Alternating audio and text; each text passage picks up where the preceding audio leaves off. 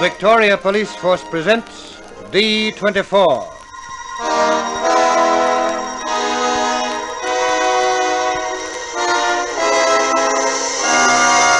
From the files of the Victoria Police, for the first time come these true stories of unceasing war against crime, of day and night vigilance that protects our life and our property, and of the nerve center of the Police Information Bureau, D.24.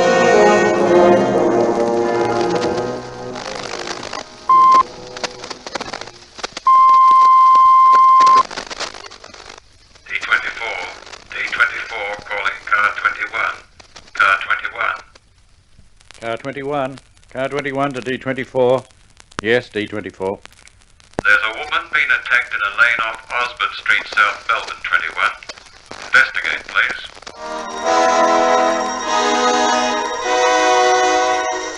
This is the true story of the eyewitness.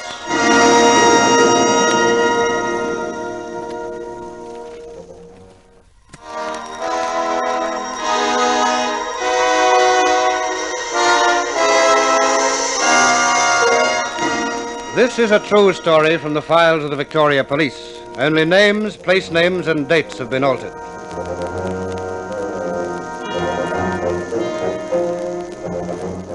This is a most unusual story. It's also a fine example of painstaking, determined police work. We're not going to dwell on the crime, for it was a particularly unpleasant one. Instead, we want to take you step by step with the police as they solved a most puzzling murder. It happened in South Melbourne one Saturday afternoon during the Second World War. The first the police knew about it was when a man phoned D24 and advised them of a disturbance in a narrow lane. D24 immediately took action.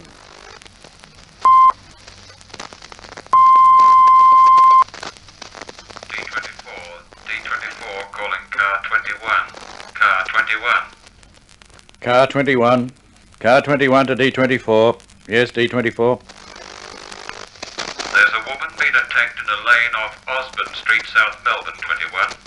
Will you investigate, please? We're advising ambulance.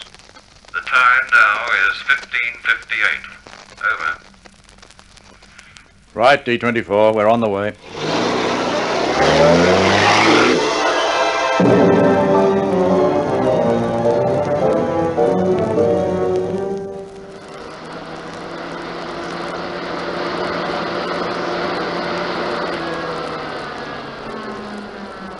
This must be the place. Yes, there she is, lying about 30 yards up. Come on.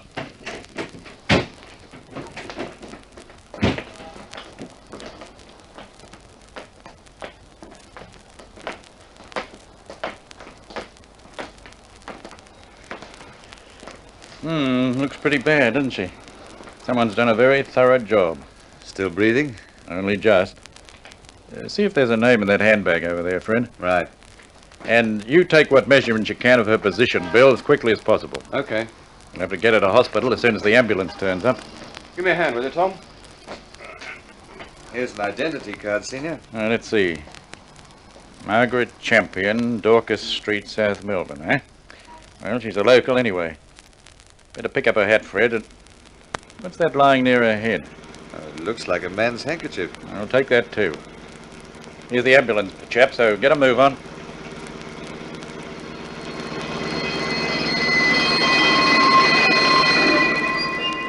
Anything else lying around that could be useful? Doesn't look like it.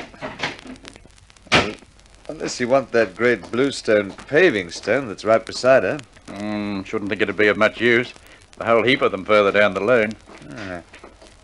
Wonder why this one's up this end on its own. Search me.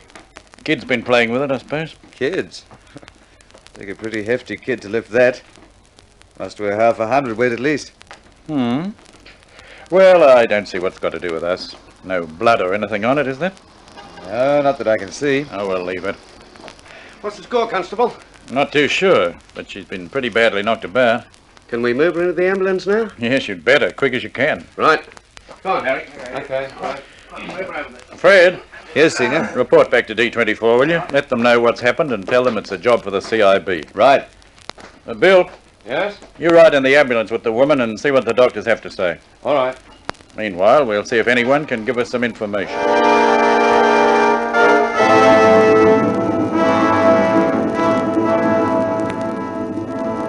But when the men from the CIB arrived on the scene, the patrolmen could give them little further information. Someone suggested that the injured woman had been drinking at a nearby hotel, but that was about all. No one came forward with anything really useful. Late into the night and all through the following day, inquiries went on. And then, early on the Monday morning, Margaret Champion died. The CIB had a murder in its hands. And so on the Monday morning, detectives again made a painstaking search in the lane in the hope of finding even the smallest clue. Well, if there's a clue anywhere around here, it's too well hidden for me. Well, there's only one thing we haven't done. What? Check on this garage place that runs almost the entire length of the lane. I doubt if we'll get much help there. It was closed all Saturday afternoon, wasn't it? Yes, all yesterday, too. But we'll check on it all the same. All right. Let's go in the side door.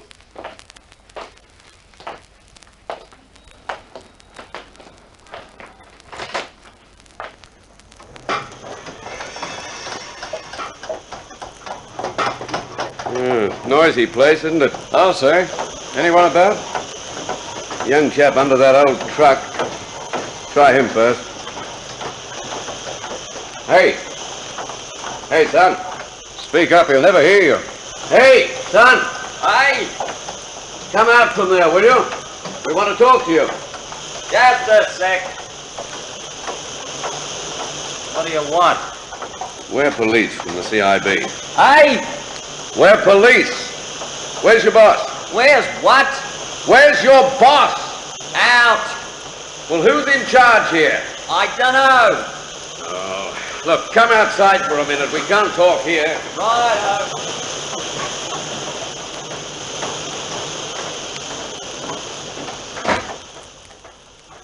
That's better. Now, look, son, we're detectives from the CIB. Oh, We're investigating a murder in this lane on Saturday afternoon. you mean the woman died? I'm afraid so. Early this morning. Crikey. Didn't know it was as bad as that. Oh, you've heard about it, have you? Heard about it? I reckon I saw the whole thing happen. Detectives are used to shocks, but those handling this case could hardly believe their ears when the young motor mechanic claimed to have actually seen the murder. But the lad was emphatic. I was working back, see, me and Bert Marshall.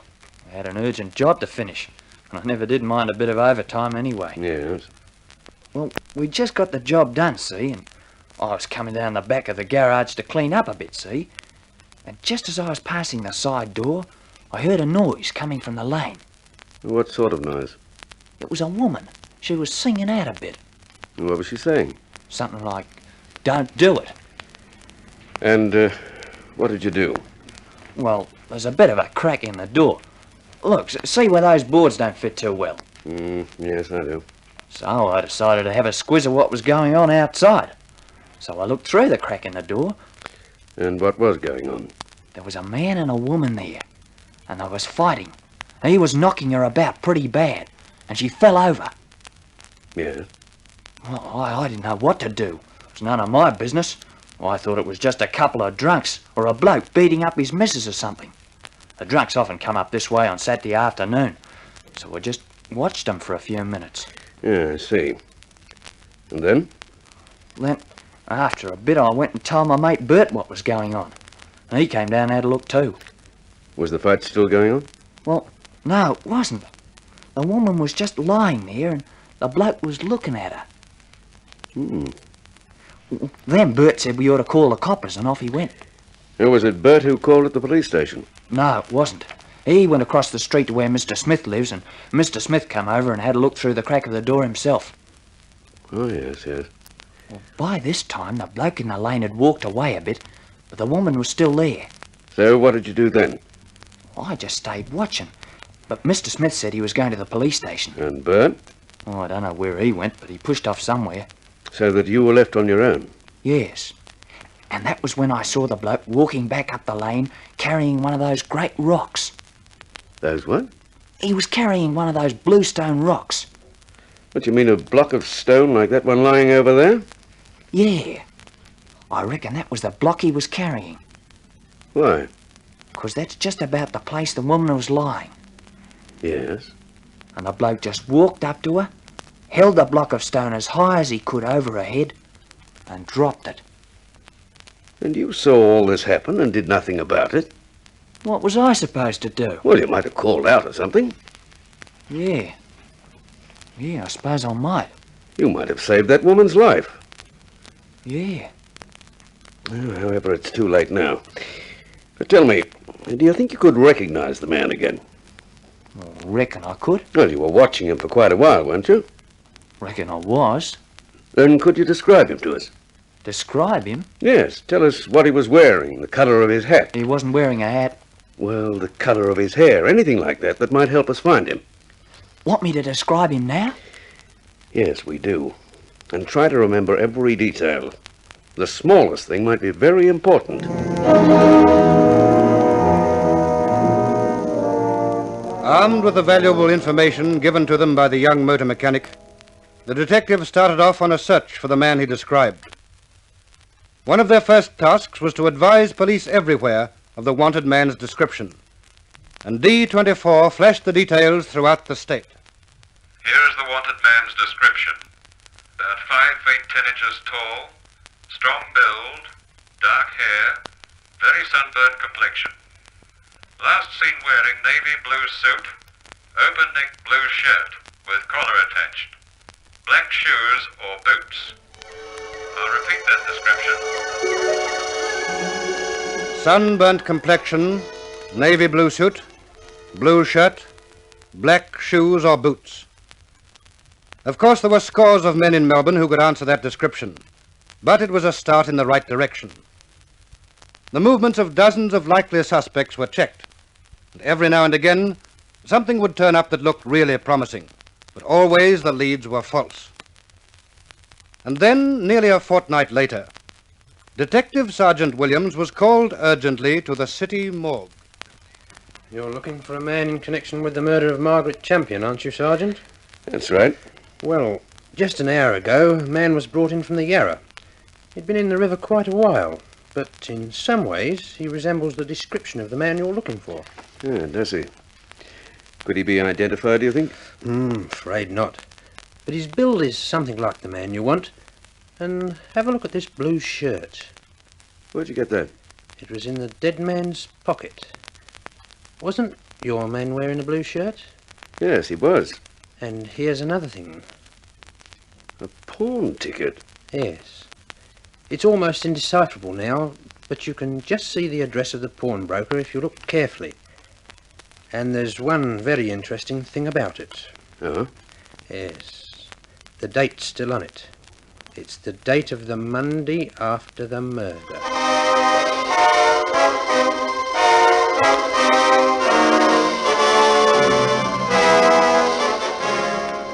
Was this to be the end of the search? Had the murderer drowned himself rather than face the consequences of his crime? In a few moments, we'll continue this true story from the files of the Victoria Police.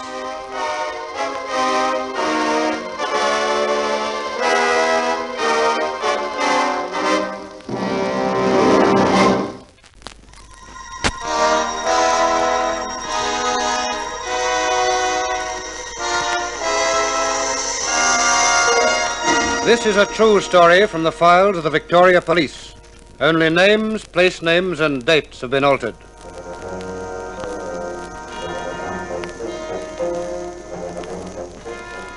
The discovery of the drowned body of a man answering to the general description of the murderer of Margaret Champion was of intense interest to the investigating detectives, particularly as it had in his possession a blue shirt. The eyewitness to the murder had stated that the killer had been wearing a blue shirt. Taking the pawn ticket that had been found in the dead man's pocket, the detectives hurried to interview the pawnbroker. And now it seemed the trail was really getting hot, for the pawnbroker gave them some extremely interesting information. Yes, I know the bloke I gave that ticket to. Yes. A fellow by the name of Jack Ross. Comes from Sydney. And what did he pawn here? A suit? What sort of suit? A navy blue suit.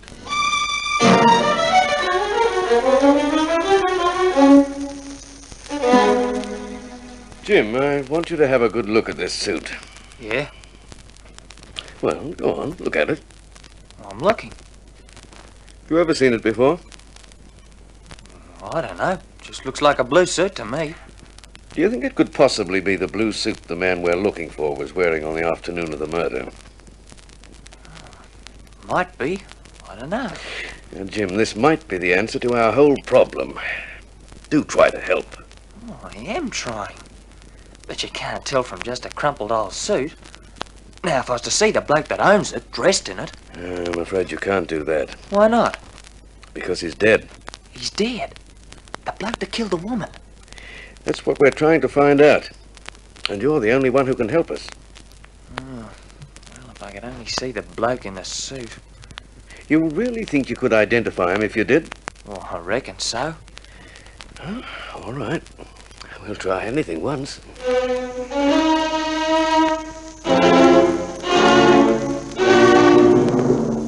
Of course, the detectives couldn't do exactly what Jim wanted, but they did the next best thing.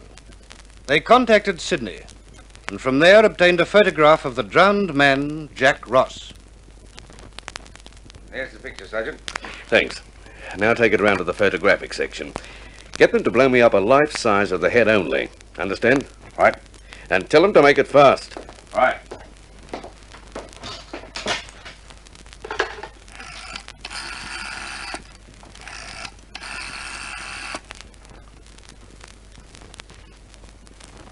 Oh, hello.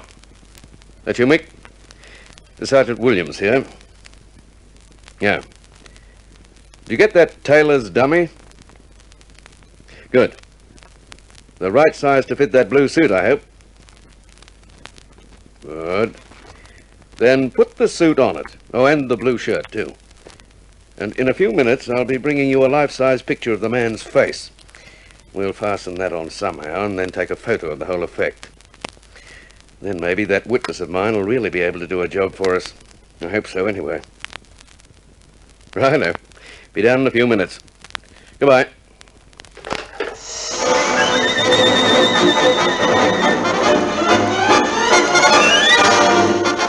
Detective Sergeant Williams was nothing if not thorough. But he knew his only chance was to make things as easy as possible for his youthful eyewitness. And so, soon afterwards, he proudly and hopefully showed Jim a photo of the tailor's dummy dressed in Jack Ross's blue suit, and with Ross's face superimposed on it. Well, Jim, what do you say? Is that the man you saw?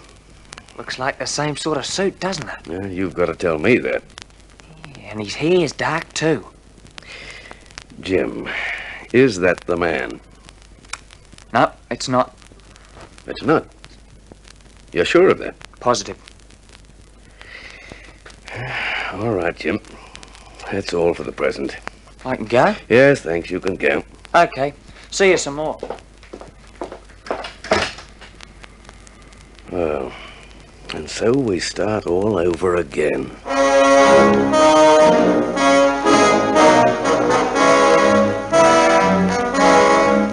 And so they started all over again. But days turned into weeks, and a killer seemed likely to go scot-free. And perhaps he would have, if the detectives had not been quite so painstaking. You'll remember I said earlier that this crime took place during wartime. You'll also remember that during wartime, every civilian had to register for national service. And so the detectives called at a drill hall in South Melbourne. I'm Detective Sergeant Williams, CIB, Captain. Yes, Sergeant. What can I do for you? You keep the National Service registration cards here? We do. And they give full descriptions of the applicants, eh? That's right. Well, we'd like to go through every application form you have. Everyone? Every one. They may help us find a man we're looking for. Well, you're welcome, of course, but I doubt if you realize the job you've got ahead of you. Quite a few cards here, I suppose. Quite a few. You'll be interested to know that there are nearly 11,000. Yes, there were nearly 11,000 cards. The detectives went through every single one of them.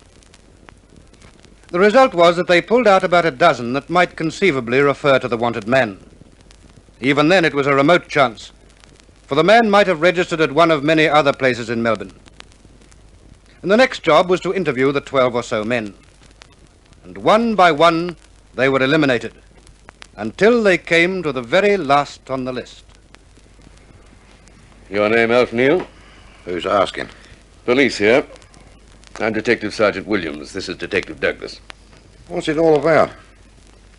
Could you remember where you were on Saturday afternoon, September the 21st? Eh? Crikey, it's a dickens of a long time ago. Yes, I know. About 2 months. Why? What do you want to know, anyway? And can you remember? Don't think I can. What do you usually do on a Saturday afternoon? Different things. What things? Go to the footy sometimes, or the G's. Sometimes go to the pub for a few drinks. What pub? No special. I see. Well, we'd be very glad if you'd think back and try to remember just what you were doing on September the 21st. We're making inquiries about the death of a woman named Margaret Champion at South Melbourne on that date.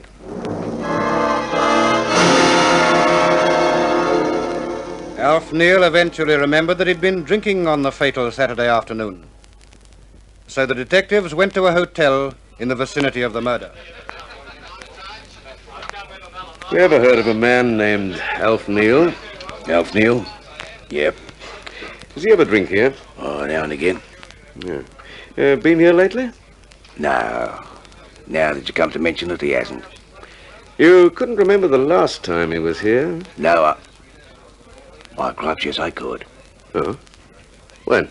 The day that woman was murdered up the lane. You're sure he was here that day? Yeah, he was. Had quite a few, too. He was here all the afternoon? Oh, a good bit of it. You can't remember what time he left? No, I can't. Went off well before closing time, I think. Usually does when he's had a few. Jumps in a cab and goes home. In a taxi? Yeah. There's a taxi service just down the road. Yes, we've already checked the drivers there, but, well, we'd better do it again.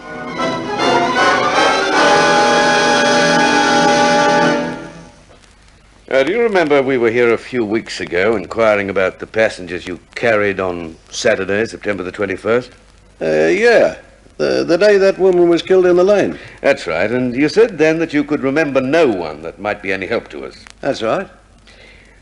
Well, now we have reason to believe that you picked up a man from the hotel on the next corner during the afternoon. Did I? There's a man who'd been drinking a good deal. Oh, yeah. Yeah, now that you come to mention it, there was one bloke. I wouldn't take him at first. I don't like driving drunks. Then I got a call that'd take me his way, so I told him to jump in. Do you know the name of the man? No. Can you remember what he was wearing? Wait a minute. Yes, I can. A blue shirt and a blue suit. Pretty grubby it was, too. Looked to me like he'd been in a fight.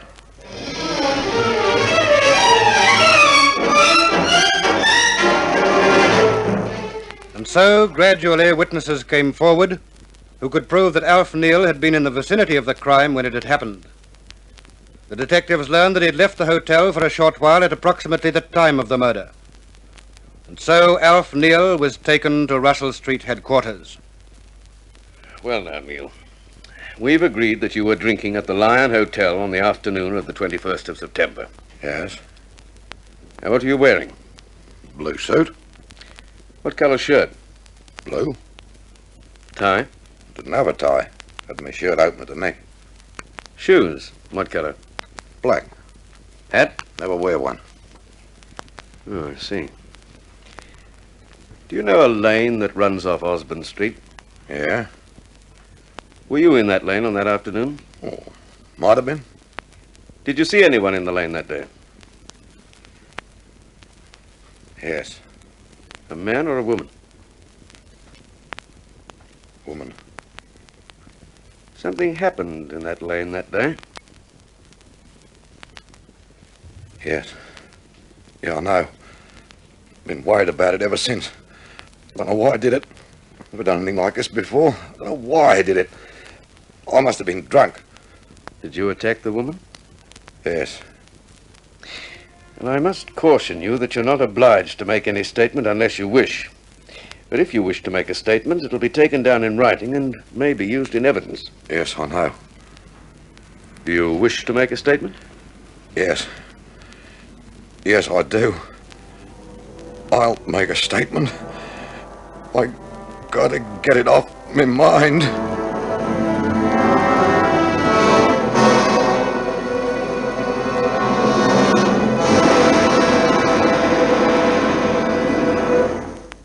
And that was the end of a long trail. Alf Neal duly faced a criminal court jury which found him guilty of murder. The death sentence was subsequently commuted to imprisonment for life. The police and detectives did particularly good work in bringing him to justice. And although he must have felt reasonably secure when he was still free 2 months after the murder, he should have realized that a police file is never closed until the crime is solved, and that sooner or later, the vast majority of lawbreakers are apprehended. Truly, crime does not pay. And for this, we should be grateful to our hard-working, efficient, and determined police force. Let us always cooperate with them, wherever and whenever possible. Only names, place names, and dates were altered in this true story. It was dramatized from the files of the Victoria Police by Roland Strong, who now says goodbye until the same time next week, when there'll be another true story in this series, D.24, which is brought to you by the Victoria Police Force and produced in the studios of Crawford Productions by Dorothy Crawford.